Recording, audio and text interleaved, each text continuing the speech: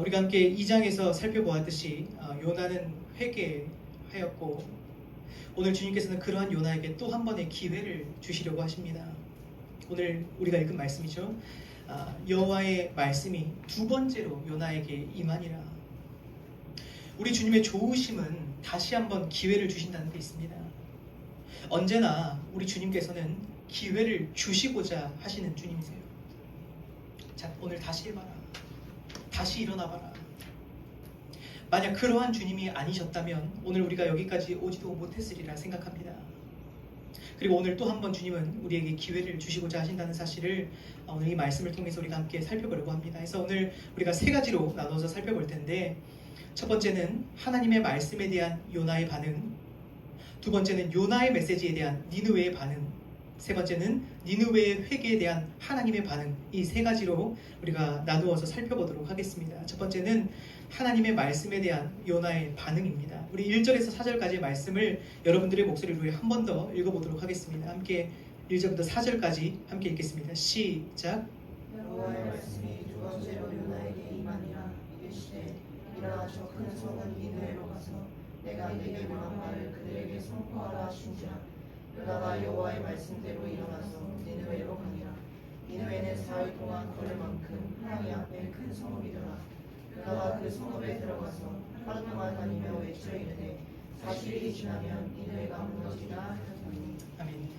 주님께서 오늘 다시 한번 요나에게 일어나서 저 큰 성읍 니느웨로 가서 내가 너에게 명한 바를 그들에게 선포하라고 말씀하십니다. 이번에 요나의 반응은 뭐죠? 순종이에요. 이렇게 말씀합니다. 요나가 여호와의 말씀대로 일어나서 니느웨로 가니라. 요나는 1장에서 하나님의 말씀 반대편으로 도망쳤다는 사실을 기억하실 것입니다. 그런데 이번에는 하나님의 말씀대로 일어나서 니느웨로 갔다고 말씀합니다. 이번에는 자신의 입장과 생각과 고집을 꺾었고 하나님의 말씀에 순종하였던 것입니다. 이 시대는 이렇게 말합니다. 인간의 문제가 낮은 자존감이래요. 인간의 문제는 낮은 자존감이다. 그러나 성경은 반대로 이렇게 말합니다. 인간의 문제는 내 자신보다 하나님을 더 존중하는 데 있대요. 우리의 문제는 하나님의 말씀보다 내 입장과 내 생각과 내 고집을 더 고려하고 더 앞세운다는 사실에 있습니다. 그래서 사실 성경의 요구는 굉장히 간단해요. 고집을 꺾어라. 굴복하라는 거예요. 내 뜻을 꺾지 않는 한 하나님의 말씀에 순종할 길이 없기 때문입니다. 여러분은 오늘 말씀 듣기 앞서 오늘 굴복할 준비가 되어 있으신지요? 그렇지 않으면 오늘 이 말씀이 별로 의미가 없어요. 어차피 들어봤자 안 들을 건데 뭐하러 듣겠습니까? 그래서 오늘 본론에 들어가기 앞서 내 입장과 내 생각과 내 고집부터 내려놓으실 준비가 되어 있으시기를 주님의 이름으로 축원드리겠습니다. 3절 말씀에 보면 니느웨는 사흘 동안 걸을 만큼 하나님 앞에 큰 성읍이라고 말합니다. 그런데 요나는 딱 하루 동안만 돌았대요. 사흘 동안 걸어야 할 큰 성읍을 단 하루만 다녔습니다. 대충 했다는 뜻이에요. 분명 하나님의 말씀에 순종은 했지만 여전히 니느웨를 향한 사랑은 별로 없었어요. 그래서 자신은 하나님께 용서를 받았지만 니느웨는 별로 용서받을 자격이 없다고 생각한 것 같아요. 그래서 굉장히 소극적인 자세로 이 메시지를 선포했습니다. 따라서 자신도 아는 거예요. 사흘 동안 다닌 성읍을 하루 동안 그냥 대충 건성으로 말씀을 전했기 때문에 누군가가 회개하고 돌아올 거라는 기대조차도 사실 자기도 안 했어요. 그가 외친 메시지의 내용은 다음과 같습니다. 40일이 지나면 니느웨가 무너지리라. 사실 굉장히 심각한 메시지고 심판의 메시지인데 요나는 이것을 막 애통한 마음으로 전하지 않았어요. 여기 큰일 납니다. 40일 뒤에 무너집니다. 이게 애통한 마음으로 전한 게 아니라 기대하면서 40일 뒤에 너네 죽었어. 이제 곧 무너질 거야. 라고 기쁨으로 이 메시지를 전한 거예요. 원수니까. 그런데 뜻밖의 이 심판의 메시지가 니느웨에게는 그것이 복음의 메시지로 들린 거예요. 그렇죠? 심판의 메시지는 안 좋은 메시지라고 우리가 생각을 하는데 니느웨에게는 그것이 복음으로 들렸어요. 왜 그랬냐? 아직 40일의 기간이 남아있다는 뜻이었기 때문이에요. 그만큼 하나님의 뜻을 돌이킬 수 있는 시간과 기회가 여전히 남아있었다는 뜻입니다. 기회가 주어졌다는 뜻이죠. 그래서 그들에게 이것은 복음이었어요. 그리고 우리는 이것이 기독교가 가진 복음 메시지라는 사실을 한 번 더 기억해야 할 것입니다. 기독교가 가진 복음은 다름 아닌 이러한 메시지예요. 곧 이 도성이 무너진다. 이 땅은 곧 끝이 난다. 그리고 하나님의 심판이 있을 것이다 라는 선언입니다. 이 말을 믿고 회개하고 그리스도께로 피하면 하나님의 진노를 피할 수 있다는 메시지이고, 반대로 회개하고 복음을 믿으면 살겠지만 돌이키지 않고 복음을 거절한다면, 이 소식을 믿지 않는다면 멸망뿐이라는 양면성이 있는 메시지예요. 그러니까 기독교가 가진 복음이 이와 같이 양면성이 있어요. 받아들인 자에게는 복음이고 거절하는 자에게는 경고와 심판의 메시지예요. 그래서 사도 바울은 말했습니다. 그리스도의 향기가 누군가에게는 사망의 냄새래요. 그리고 누군가에게는 생명의 냄새라고 합니다. 오늘 저와 여러분에게 이 메시지가 생명의 메시지일지 아니면 사망의 메시지일지 생각해 볼 시간입니다. 오늘 우리에게도 이 메시지에 반응할 수 있는 40일의 기간이 주어진 거예요. 우리에게는 실제로 40일은 아니지만 하나님께서 요나에게 그러셨듯이 우리에게도 우리 한평생은 이 40일과 같아요. 우리 몇 년 살지 다 달라요. 그렇죠? 얼마의 기한이 주어졌는지 우리는 아무도 모릅니다. 하지만 이것은 우리에게는 40일의 기간이에요. 너희 이 말씀을 듣고 어떻게 반응할래? 두 번째, 요나의 메시지에 대한 니느웨의 반응을 한번 읽어보겠습니다. 요나의 메시지에 대한 니느웨의 반응입니다. 5절에서 9절까지의 말씀 우리 한번 읽어보겠습니다. 5절에서 9절 읽겠습니다. 시작. 니느웨 사람들이 하나님을 믿고 금식을 선포하고 높고 낮은 자를 막론하고 붉은 베옷을 입으시나 유대인 니느웨 왕에게 들리매 왕이 보좌에서 일어나 왕복을 벗고 붉은 베옷을 입고 제위에 앉으니라. 왕과 그의 귀신들이 주소를 들려 니느웨에 선포하여 이르되 사람이나 짐승이나 소떼나 양떼나 아무것도 입에 대지 마시니 곧 먹지도 말 것이요 물도 마시지 말 것이며 사람이든지 짐승이든지 다 붉은 베옷을 입을 것이요 인사 하나님께 부르짖을 것이며 각기 악한 일과 선으로 행하는 공포에서 떠날 것이다. 하나님의 뜻을 돌이키시고 그 진노를 그치사 우리가 멸망하지 않게 하시리라. 그렇지 않을 줄을 누가 알겠느냐. 아멘. 자, 요나의 불완전한 선포에도 불구하고 뜻밖의 니느웨 사람들이 그 메시지에 그 진지하게 반응을 하기 시작했어요. 먼저 이렇게 말합니다. 니느웨 사람들은 하나님을 믿었대요. 하나님을 믿고. 이것은 한 가지를 분명하게 말해줍니다. 복음의 메시지는 전하는 자의 능력으로 전해지지 않아요. 제가 여기서 제 말주변으로 이 메시지를 전할 수가 있는 게 아니에요.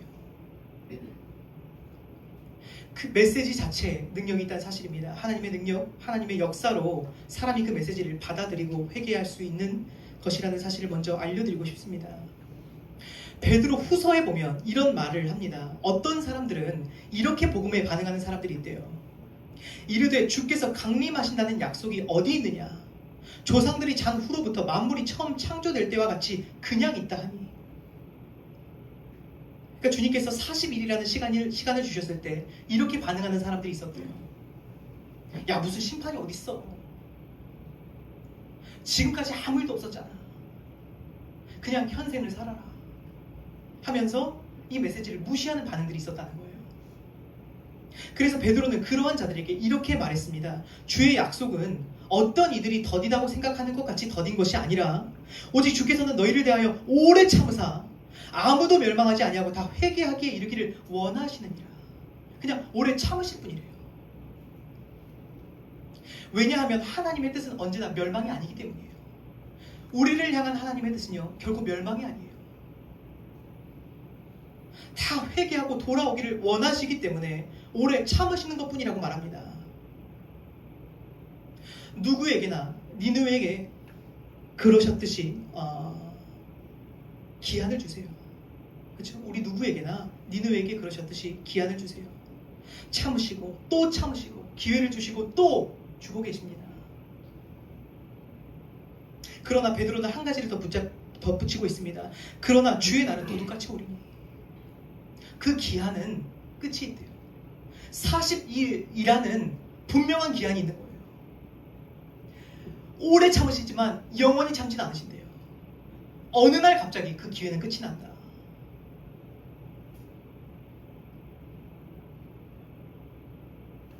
반드시 끝이 옵니다.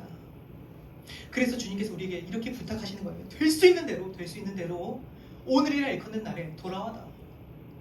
너에게 내일이 있을 줄을 어떻게 장담하느냐. 그죠? 오늘 죽은 사람들이 어제 오늘 죽을 거라고 예상한 사람 아무도 없어요. 어느 날 끝이 온다는 거예요. 그래서 말합니다. 오늘은 아직 은혜 받을 만한 때야. 오늘은 아직 구원의 날이다. 돌아오면 구원받을 수 있어. 돌아와라. 그것을 우리에게 호소하고 계시는 것입니다. 오늘 니느웨가 어떻게 반응했는지 우리 한 가지 좀 구체적으로 살펴보도록 하겠습니다. 요나의 메시지를 진지하게 받아들이고 가장 먼저 하나님의 말씀을 믿었다고 하죠. 첫 번째는 믿음입니다. 첫 번째 반응은 믿음이에요. 사실 우리의 회개가 시작조차 되지 않는 이유가 있어요. 뭐죠? 믿지 않기 때문이에요. 사실은 그 심판을 믿지 않는 거예요. 하나님의 말씀을 믿지 않는 거예요. 진짜로 믿었다면 이렇게 얘기했습니까? 믿지 않기 때문에 돌아오지 않는 거예요. 아이,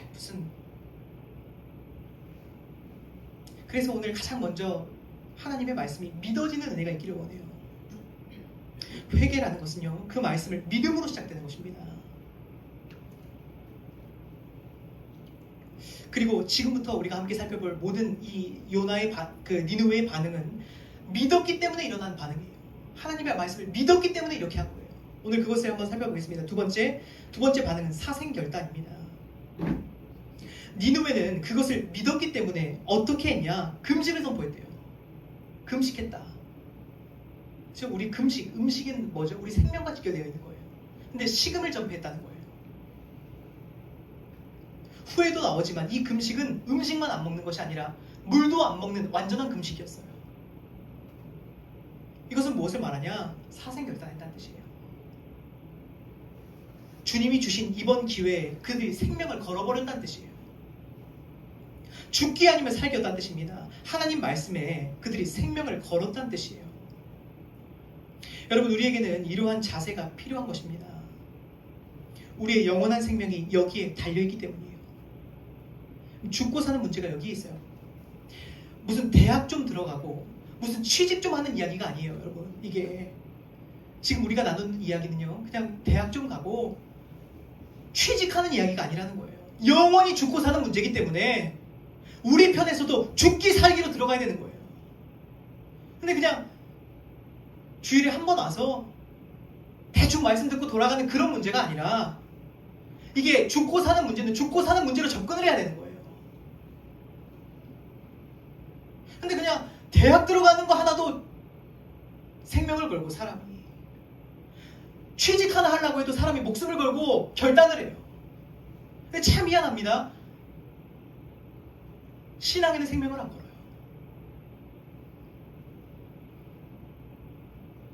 오늘 우리가 신앙에 정말 진지하게 접근한 적이 내가 살면서 한 번은 있는지 한번 돌아봤으면 좋겠어요. 하나님의 말씀은요, 안 믿고 거절할 수는 있어요. 하지만 듣고 믿는 순간 이것은 어영부영 끝날 메시지가 아니라는 거예요. 들어보면 심각한 내용이에요. 40일 뒤에 무너진다. 이것을 듣고 그냥 안 믿을 수는 있어요. 하지만 믿는다면요, 이것은 접근이 달라야 돼요. 진지할 수밖에 없고 내 목숨을 걸 수밖에 없어요. 여기에 이 내용에, 이 하나님 말씀에 내 생명을 걸 수밖에 없는 내용이에요. 내용 자체가 무겁다는 거예요. 이것을 정말로 믿고 받아들인다면요, 오늘 우리는 올인할 수밖에 없는 내용이라는 사실을 우리가 기억하기를 원합니다. 세 번째 반응, 애통함이에요. 애통함. 이렇게 말합니다. 또 높고 낮은 자를 막론하고 굵은 베옷을 입은지라. 여러분, 구약 성경에서 굵은 베옷은 어떤 때 입냐? 장례식 때 입고 어떤 국가적인 재난이 일어날 때 입어요. 그리고 극심한 어떤 심적 고통이 있을 때 입고요. 또 국가적으로 대대적인 회개를 할 때 입는 옷이 바로 이 굵은 베옷입니다. 이 옷은 방금 우리가 나눈 말처럼 슬플 때 입는, 마음이 비통할 때 입는 옷이에요. 니느웨는 자신들의 죄로 인해 그만큼 지금 가슴 아파하고 있다는 뜻입니다. 왜냐하면 그들이 지금 자신들의 죄의 심각성을 깨달았기 때문이에요. 지금 하나님 말씀을 듣고 보니까 우리 죄의 대가가 지금 보통이 아니구나. 우리 다 죽는구나. 지금 이거 심각성을 안 거예요. 여러분, 특별히 이 시대 교회 안에 자기 죄로 애통하고 가슴 아파하는 사람들이 얼마나 있습니까? 자기가 받은 상처 때문에는 울어요. 자기 연민과 어떤 신세 한탄으로 울 때는 있어요. 근데 내 죄가 심각해서 우는 경우는 참 드문 것 같아요. 저는 간혹 그래도 봐요. 자기 죄로 가슴 치는 사람들이 없는 건 아닙니다. 있습니다. 그때 저는 확신하는 거예요. 아, 오늘 성령이 임하셨구나.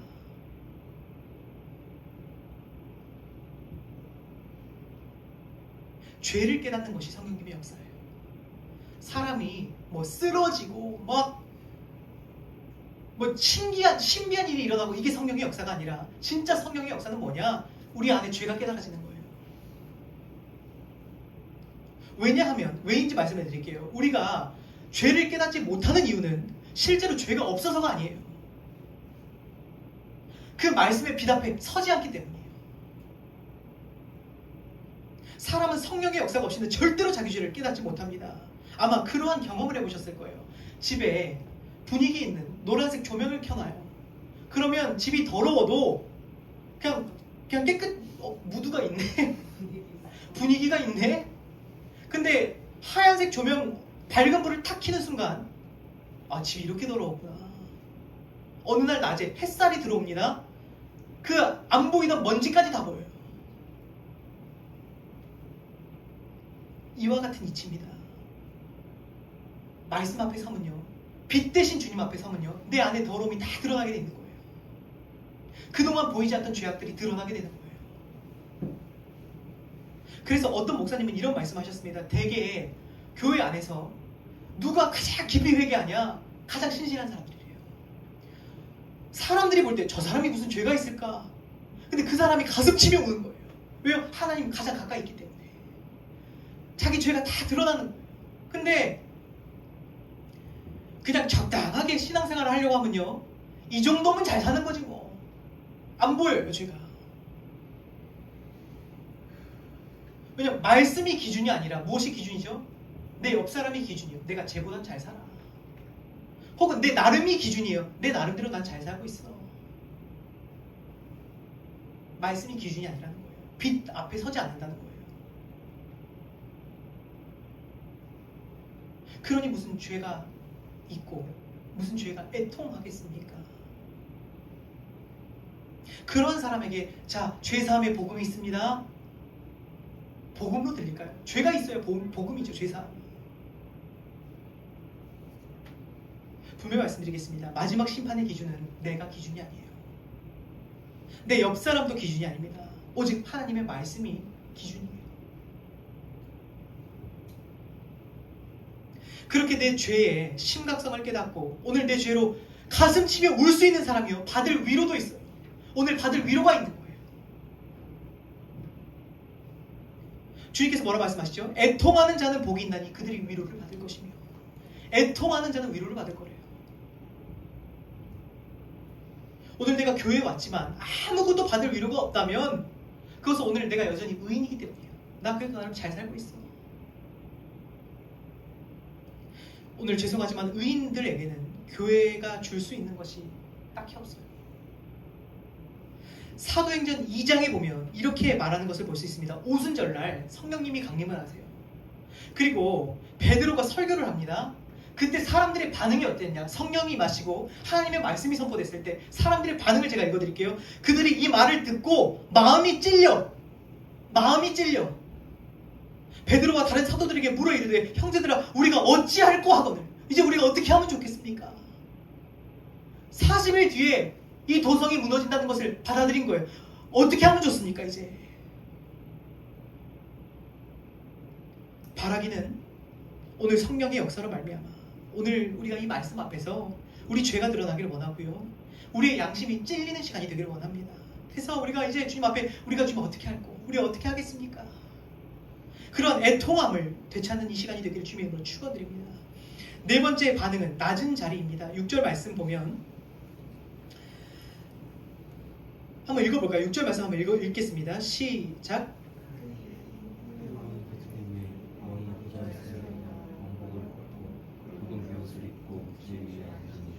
자, 보면 왕은 보좌에서 일어나 제 위에 앉았고 왕복을 벗고 굵은 베옷을 입었습니다.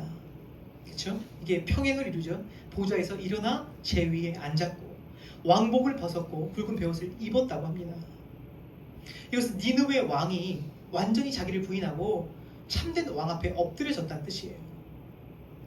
여러분, 우리는 내 삶의 왕좌에서 내려와야 됩니다. 죄라는 것은요, 사탄을 왕 삼은 게 아니에요. 우리가 그래서 죄가 없다고 생각하는 것 같아요. 나는 사탄을 왕 삼은 적이 없는데, 죄의 근본은 내가 사탄을 왕 삼은 게 아니에요. 나 자신을 왕 삼은 거예요. 하나님의 말씀을 따라 살지 않고 내 자아를 따라 내 뜻대로 내 삶을 결정하고 내 마음의 소리에 순종하고 내 육신에 이끌리는 대로 살아간 것 말입니다. 그것이 반역이고 죄인 거예요.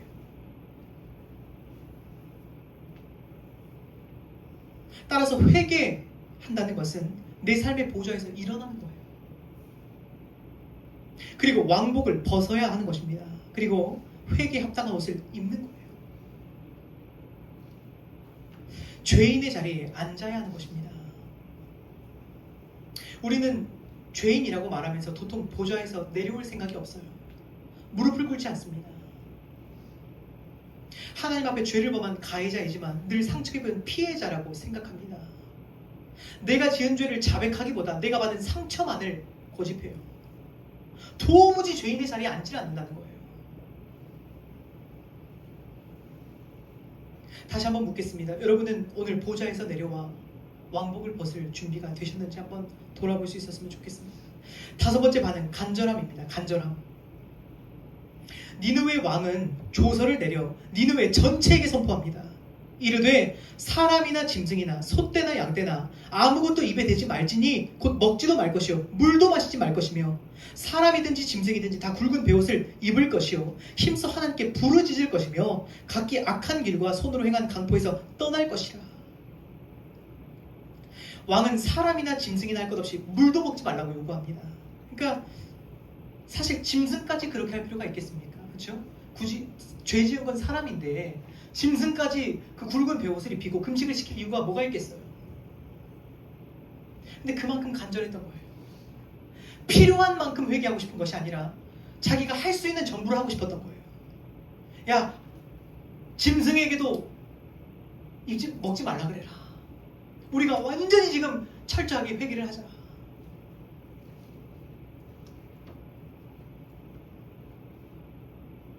뿐만 아니라 니느웨 왕은 힘써 하나님께 부르짖으라고 말합니다. 이 또한 왕의 간절함을 나타내는 것이 아니겠습니까? 그래서 우리 신앙생활에 우리 예배에 또 한번 간절함이라는 것이 있는지 한번 돌아볼 수 있었으면 좋겠습니다. 마음이 높아지면 간절함도 없어요. 그렇죠? 오늘 은혜 주시려면 주시고 말라면 마십시오 라는 자세로는요 오늘 주님을 만날 수가 없다는 거예요.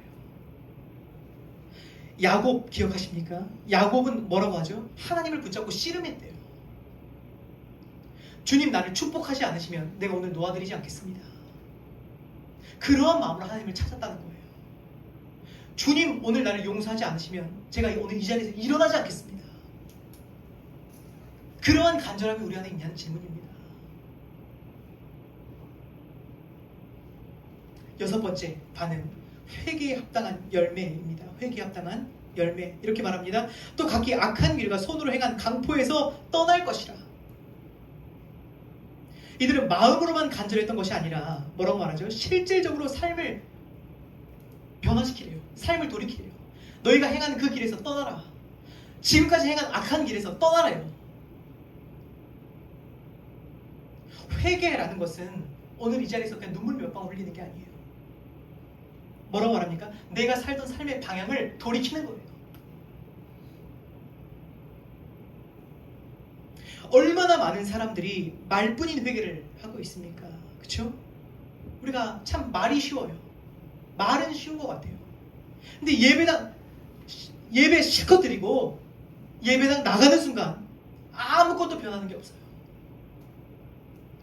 이전과 똑같이 사는 것입니다. 그러면 한 가지는 분명하죠. 그 예배가 적어도 진실되지는 않았다는 뜻이에요.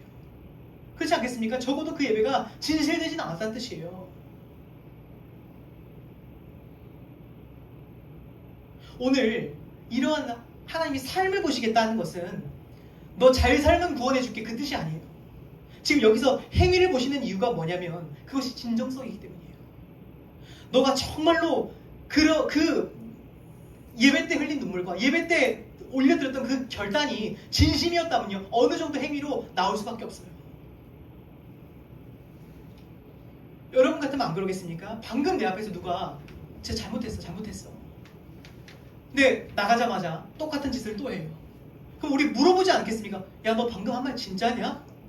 진심이야? 그 진정성을 의심해 볼 수밖에 없는 거 아니겠습니까?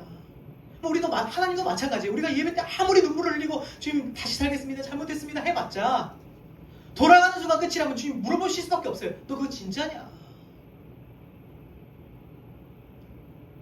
방금 한 말 진심이냐고 물어보지 않겠습니까? 너가 정말로 하나님 말씀 믿는다면 정말로 예배 때 한 약속이 진짜라면 그때 흘린 눈물이 진정성이 있는 눈물이었다면 그 진정성을 되게 보여봐. 어떤 사람들은 이렇게 말합니다. 아, 눈에 보이는 걸로 판단하지 마세요. 사실 제 마음은 안 그렇습니다. 그런데 성경은요 그렇게 말 안 해요. 뭐라고 말하냐? 오히려 눈에 보이는 것으로 보이지 않는 것을 판단할 수 있대요. 이렇게 말합니다. 열매로 그들을 알리라. 좋은 나무는 좋은 열매를 맺고요. 나쁜 나무는 나쁜 열매를 맺는데요.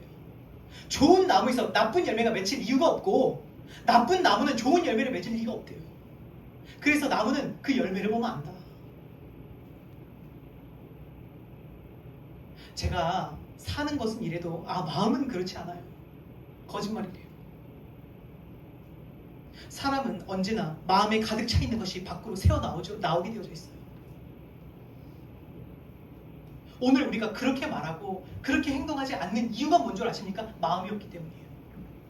이것은 하나님 앞에 하나님이 속지를 않으세요. 하나님 마음은 그렇지 않아. 하나님 안 속으세요. 네가 그렇게 하지 않는 것은 믿지 않기 때문이야. 네가 그렇게 하지 않는 이유는 마음이 없기 때문이야. 속지 않으신대요. 오늘 자기 자신을 나도 속았을 수 있거든요. 내 스스로도 속고 있어요. 사실 나는 마음은 그렇지 않아. 아니에요. 스스로도 속지 마시기 바랍니다. 마음이 있으면요 열매를 맺게 돼 있어요. 오늘 니느웨가 가장 먼저 뭐 했죠? 하나님을 믿었고 그걸로 시작했죠. 뒤에 나오는 모든 것들 뭐죠? 열매예요. 열매. 믿었기 때문에 열매로 나온 거예요.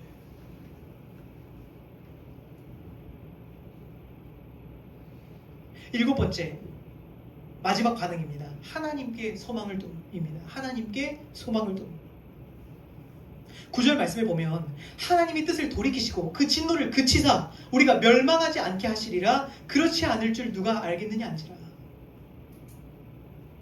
오늘 보면 니느웨 왕이요 정말 철저하게 회개했어요. 그렇죠? 눈물 흘리고 간절하게 부르짖고 회개했지만 그 회개에 소망을 두지 않아요.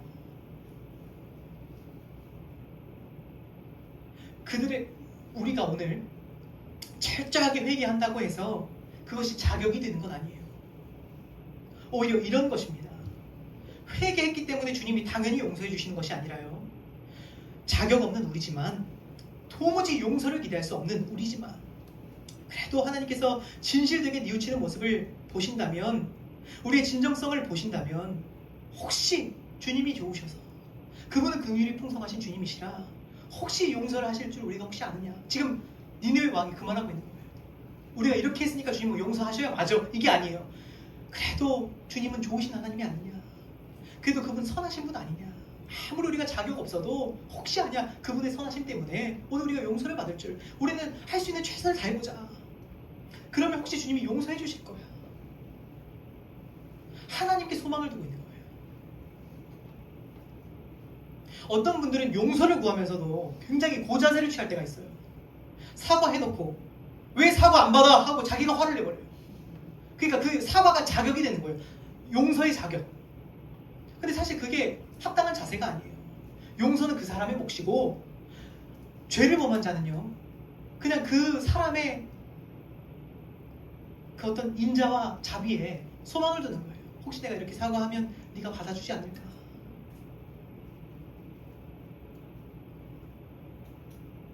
우리는 그 어떤 것으로도 하나님을 우리에게 빚지게 할 수가 없어요.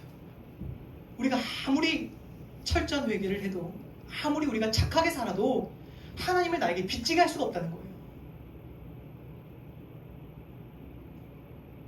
소망은 무엇인 줄 아십니까? 주님은요 상하고 통회하는 마음을 멸시하지 않으시는 분이시래요. 우리의 무너진 마음으로 우리가 회개하잖아요. 주님은 그은이 풍성하셔서 그것을 멸시하지 않으신대요. 그러면 그 주님의 성품에다가 소망을 두는 거예요. 주님은 그런 분이시잖아. 오늘 우리가 한번 돌아가 보자. 혹시 압니까? 오늘 혹시 압니까? 우리가 오늘 돌아간다면 주님 받아주실지, 그렇죠? 그 은혜가 풍성하신 주님께서 오늘 우리를 또 한번 안아주실지. 마지막으로 세 번째, 니느웨의 회개에 대한 이번에 하나님의 반응입니다. 니느웨의 회개에 대한 하나님의 반응. 우리 10절 말씀 마지막으로 읽겠습니다. 시작. 하나님이 그들이 행한 것, 각 관계에서 돌이켜 떠난 것을 보시고 하나님의 뜻을 돌이키사 그들에게 내리라고 말씀하신 재앙을 내리지 아니하시며. 아멘. 자, 오늘 이 말씀을 듣고 어떤 분들이 이렇게 생각하실 것 같습니다.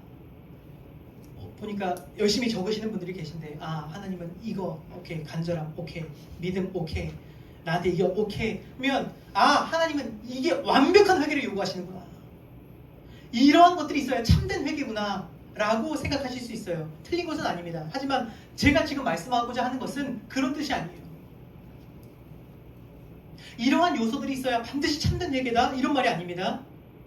한번 생각해 보시길 바라요. 하나님께서 체크리스트 들고 오케이, 간절함 5점 그렇게 하지 않으신다는 거예요. 오히려 이런 거예요. 너희가 정말 진정성이 있는 거라면, 진실된다면 이러한 반응들이 있게 되어져 있어. 주님께서 오늘 니느웨를 향해서 뜻을 돌이키신 이유는요 완벽했기 때문이 아니에요. 뭐죠? 진실됐기 때문이에요. 주님께서 우리에게 오늘 요구하시는 회개는요 완벽한 회개가 아닙니다. 진실된 회개예요. 애통함으로 간절하게 진정성 있는 회개와 뉘우침을 요구하고 계시는 것입니다. 단 한 번만이라도 그러한 모습을 보이면 용서하고 싶으신 거예요. 그렇죠? 주님 마음은 언제나 용서하고 싶으세요. 용서하고 싶어 안달이 나셨어요. 용서하고 싶다. 근데 적어도 자기 죄를 알고 뉘우쳐야 뭘 용서할 거 아닙니까? 그러한 모습을 보이지 않는다면 용서하고 싶으셔도 어떻게 용서하겠냐는 거예요. 오늘 니느웨는 악하기로 소문난 곳이에요. 지난주에 말씀드렸죠? 이곳은 악명이 높은 곳이에요. 잔인하고 폭력성이 짙고. 그래서 요나는 니느웨만큼은 용서받을 자격이 없다고 생각했습니다. 그래서 절대로 회개의 기회를 주고 싶지 않았던 거예요. 그러나 주님께서는 그들의 회개를 보시고 주님께 그 뜻을 돌이키셨다고 합니다. 이것이 한 가지를 말해주는 거예요. 뭐죠? 그 어떤 죄를 지었건 지금 어디까지 엇나갔건 그것은 별로 중요하지가 않아요. 왜요? 누구나 자격이 없는 건 매한가지이기 때문에. 하나님 앞에서 누구도 자격이 없는 건 마찬가지이기 때문이에요. 해서 구원은 얼마나 착하게 살았는지, 얼마나 큰 죄를 지었는지 그것은 별로 중요하지가 않습니다. 한 가지로 결정이 돼요. 복음에 대한 반응이에요. 말씀을 듣고 얼마나 진실되게 반응하는가. 신앙은 태도와 자세로 결정되는 거예요.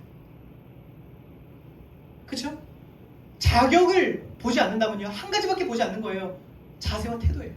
어떠한 자세를 갖고 있나. 그래서 다윗은 이렇게 말했던 것입니다. 보소서 주께서는 중심이 진실함을 원하시오니. 하나님은 마음의 진실함을 원하신대요. 오늘 주님께서는 니느웨의 그러한 태도와 자세의 진실됨을 보신 거예요. 야, 그래도 진정성이 있구나.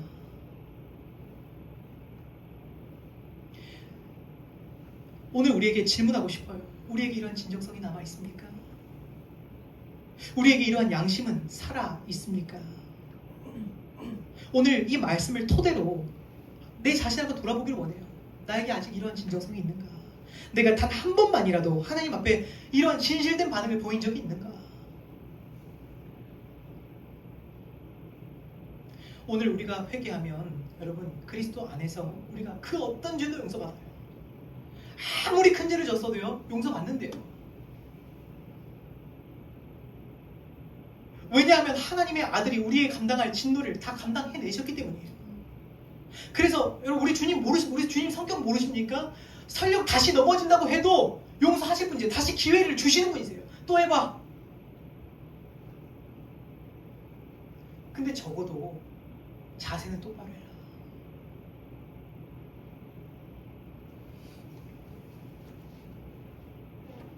태도는 분명히 하라는 거예요.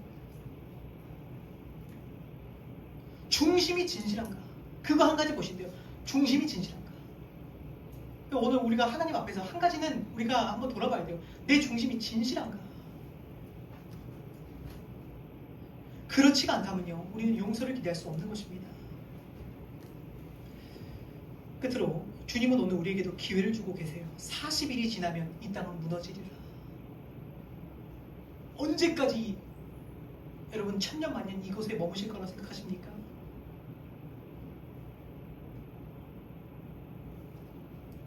우리의 오늘의 삶은 40일이라고 해도 무방합니다.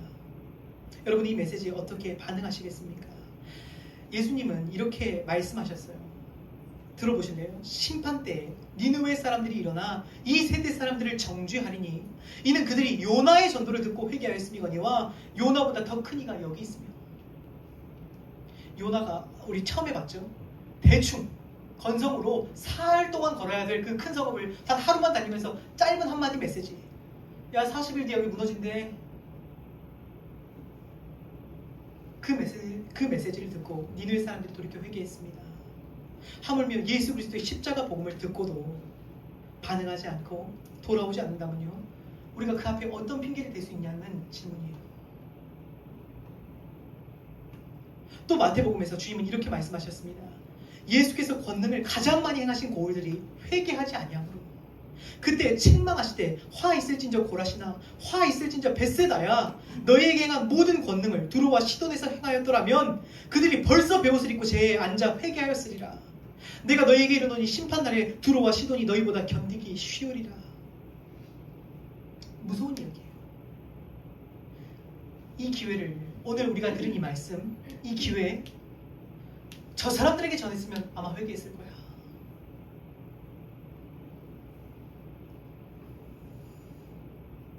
저 사람들이 오늘 이 그리스도의 복음을 들었다면은 가슴 치고 회개하고 하나님께 돌아왔을 거야.